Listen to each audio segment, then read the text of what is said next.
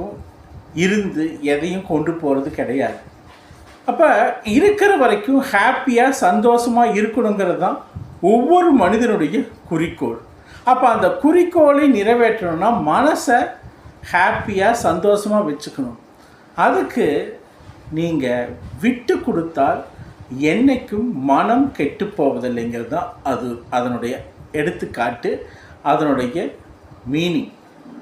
நீங்கள் மனசை ரொம்ப ப்ரெஷரைஸ் பண்ணாமல் ஒவ்வொரு விஷயத்துலேயும் ஸ்டப்பானாக நிற்காமல் நம்ம உறவினர்கள் தானே, நம்ம ஃப்ரெண்ட்ஸ் தானே, நமக்கு தெரிந்தவர்கள் தானே, சில இடங்களில் விட்டு கொடுப்பதில் தவறு இல்லை.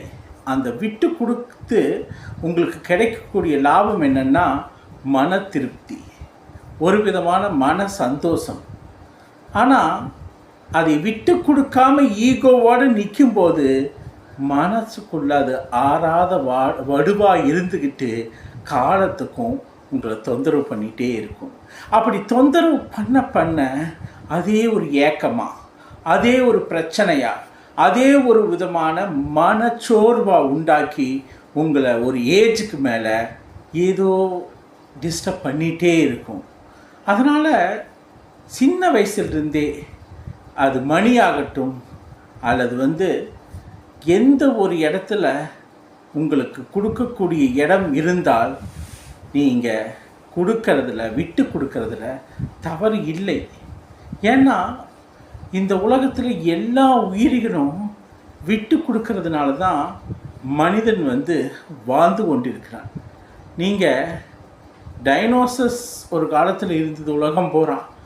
அந்த டைனோசஸ் பார்த்திங்கன்னா ஒரு வால் எரி நட்சத்திரம் சொல்லக்கூடிய ஒரு வேற்று பால் வழி மண்டலத்திலிருந்து விழுந்த ஒரு வால் நட்சத்திரம், அதாவது ஒரு காமெட் வால் நட்சத்திரம் பூமியில் விழுந்ததுனால சுனாமி ஏற்பட்டு அத்தனை அந்த டைனோசஸ் சம்பந்தமான உயிரிகள், அதாவது ஊர்வன அத்தனை உயிர்களும் இறந்ததாக சொல்லப்படுது. ஸோ மனித வாழ்க்கைங்கிறது மட்டுமில்லை, எந்த ஜீவராசிக்கும் வாழ்க்கைங்கிறது நிரந்தரம் கிடையாது.